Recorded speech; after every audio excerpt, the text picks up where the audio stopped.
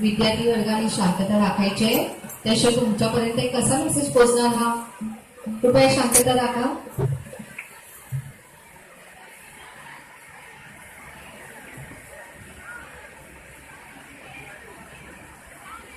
वा आमदारबाई, तुम्हाला बघून मला खूप आनंद झाला.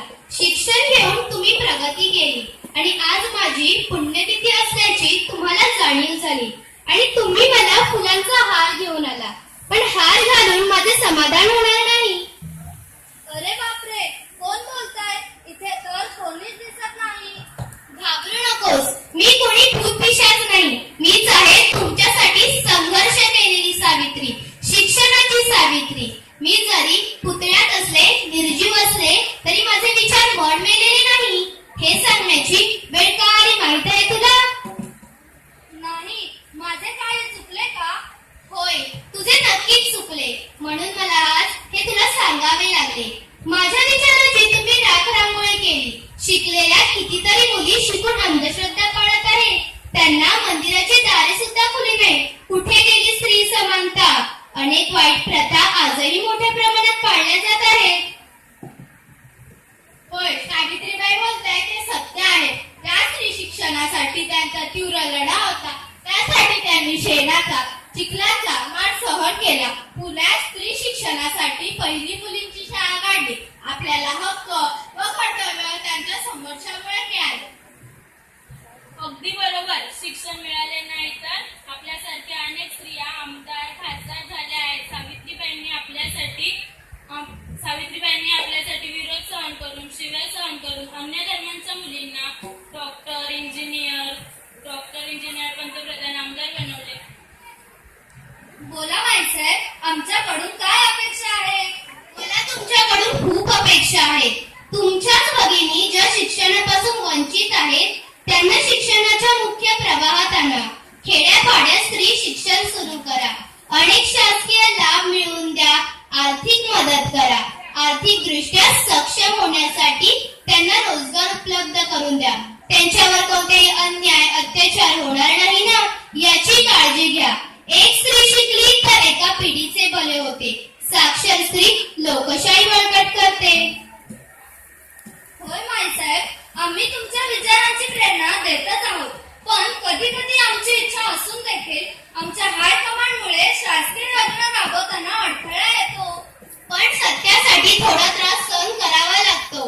लोकांचा विरोध सहन करावा लागतो. पण तुम्ही तुमच्या कर्तव्यापासून दूर जाऊ नका.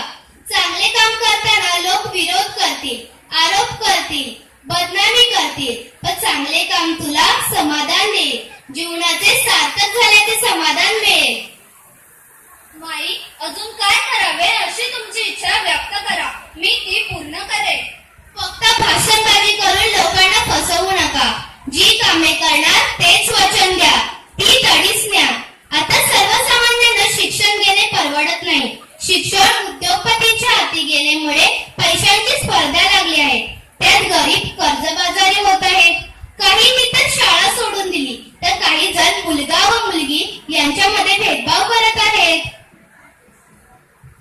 होय होय, असे चालू राहिले तर देश धनवान लोकांच्या ताब्यात जाईल. लोक शिक्षणापासून वंचित राहतील. देश गुलामगिरीच्या व हुकुमशाहीच्या वाटेवर जायला वेळ लागणार नाही. अगदी बरोबर. शिक्षण मिळाले नाही तर चोर, दरोडेखोर, गुंड तयार होतील. असे लोक लोकप्रतिनिधी म्हणून निवडून येतील व देशाला चारी दिशाने भ्रष्टाचाराने पोखरतील. होय, मला लोकांनी ज्या विश्वासाने निवडून दिले तर प्रत्येकाच्या मताचा उपकार मी विसरणार नाही. माईंचे विचार प्रत्येक शाळेतून, महाविद्यालयातून रुजवेल. त्यांची प्रार्थना सुरू करेल. त्यांच्या जीवनावर आधारित निबंध स्पर्धा, वक्तृत्व स्पर्धा, पोवाडे, गाणी प्रत्येक शाळेतून सुरू करेल. त्यांचे मानवतावादी विचार जपेल. 5 सप्टेंबर शिक्षक दिन म्हणून साजरा करण्याचे मी आजच जी.आर. काढते. तेव्हाच खऱ्या अर्थाने मला समाधान लाभणार आहे. माझ्यासारखेच कार्य फातिमा शेख या भगिनीचे आहे. त्यांचे कर्तृत्व विसरून चालणार नाही. माझे नाव पुणे विद्यापीठाला देऊन त्यांनी माझा गौरव देखील केला. आता मला एकच इच्छा आहे, ती म्हणजे सर्व स्त्री वर्गाने माझ्या विचाराचे जतन करावे आणि तीच माझी पुण्यतिथी आहे. माझ्या कितीतरी लेकींना माझी जयंती पुण्यतिथी माहीतच नसते.